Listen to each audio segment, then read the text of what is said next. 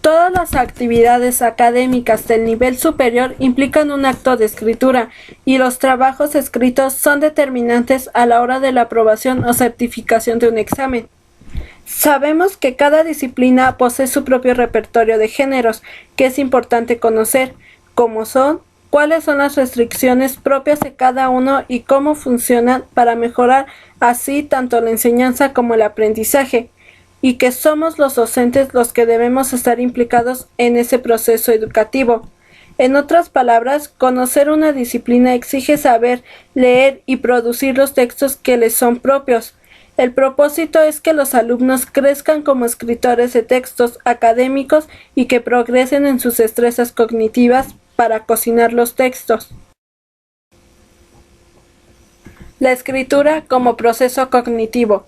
Uno de los modelos más completos sobre el proceso de composición es el presentado por Lucy Flower y Johnny Hayes, que describe las operaciones intelectuales que lleva a cabo un individuo al escribir un texto. Estos autores definen la acción de redactar como el conjunto de procesos distintivos del pensamiento, organizados u orquestados por el escritor durante el acto de composición.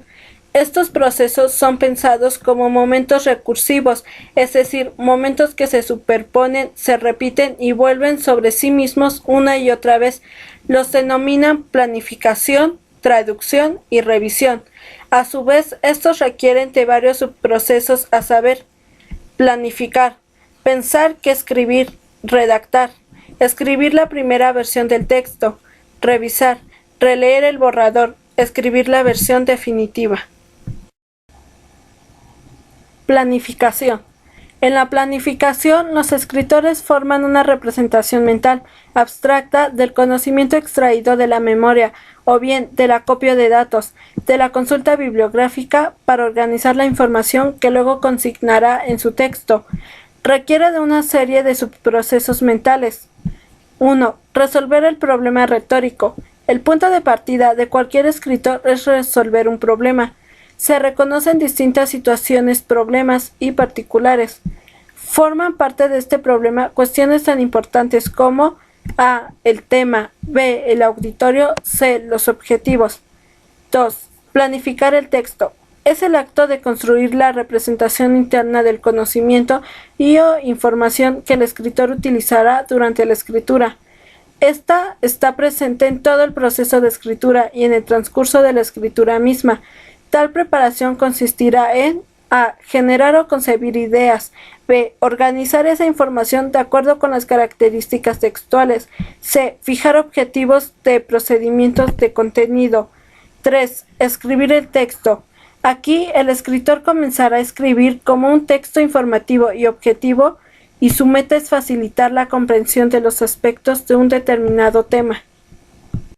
Dentro de la redacción del escrito se debe de tomar en cuenta los siguientes aspectos. 1. ¿Cómo se presenta el escritor? El discurso explicativo recurre a borrar las marcas más evidentes que el escritor deja en sus enunciados. Todo tipo de valoraciones y fórmulas moralizadas tienden a desaparecer. El escritor se muestra como un observador, objeto de aquellos contenidos que ayudará a desplegar para facilitar la comprensión a alguien que sabe menos que él. Otra posibilidad es la impersonalidad, que consiste en borrar la presencia del enunciador en el texto. Otro aspecto a tener en cuenta es la consideración del léxico, es decir, la terminología empleada debe ser acorde al género en cuestión. 2. ¿Cómo se organiza la información? El escritor toma una serie de decisiones lingüísticas que van desde atender a las convenciones y restricciones del género que está escribiendo hasta seleccionar qué información es pertinente incluir y cuál no, y en qué orden se incluye. Se puede identificar un tema principal, la información que se reitera, y subtemas o temas derivados de él, información complementaria. La coherencia es una propiedad que distingue a los textos. Se llama coherencia a la adecuada organización de la información sobre un determinado tema. Una de las herramientas es el uso de conectores, que establecen relaciones entre las oraciones, vinculando la información que contienen de distintas maneras. Estos conectores se clasifican en aditivos, disyuntivos, adversativos, casuales, consecutivos y condicionales. Un mejor entendimiento del texto se habla de una segunda propiedad del texto. Esta es cohesión, que establece las distintas maneras en que pueden conectarse entre sí las palabras que componen un texto. Favorece la claridad del texto y, por ende, la posibilidad de una lectura exitosa. Eso mediante el uso de los siguientes mecanismos. Pronombre. Se utilizan en lugar de sustantivos ya mencionados para hacer referencia a ellos sin reiterarlos. Elisión.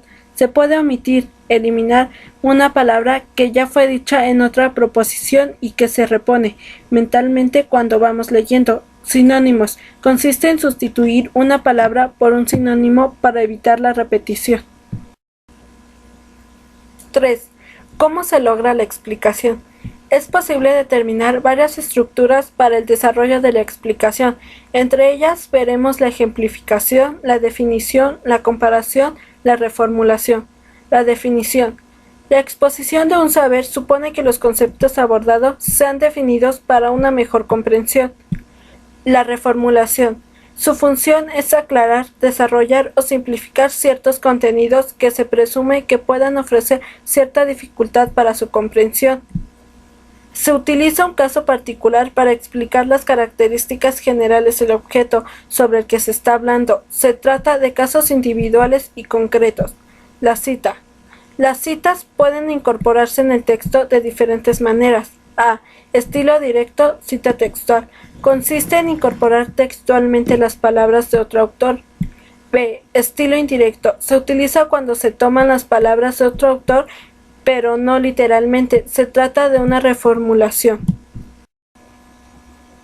4. ¿Cómo funcionan los elementos paratextuales? Son los elementos externos, acompañan al texto. Son componentes textuales subsidiarios que constituyen diapositivos preparados para que la comprensión sea eficaz. Proporcionan información adicional orientativa previa a la lectura, considerando títulos y subtítulos, notas al pie y bibliografía. Los títulos y subtítulos sirven para que el texto tenga mayor organización. Notas al pie. Su función consiste en agregar algo sin interrumpir demasiado el texto. Puede consistir en una indicación de que algo que se dice en el texto pertenece a otro autor, envío o remisión a otra parte del texto, mención de otros textos, referencia bibliográfica y bibliografía. Los textos de estudio suelen tener al final una lista de libros, artículos u otros textos con el título de bibliografía. Aparecen en orden alfabético los nombres de todos los textos que han sido consultados para escribir ese que uno está leyendo. Al lector le sirve, entre otras cosas, para saber que otros textos pueden consultar sobre el tema y, por sobre todo, tiene la función de mostrar que lo que se dice está fundamentado porque está apoyado en otros autores y otros textos.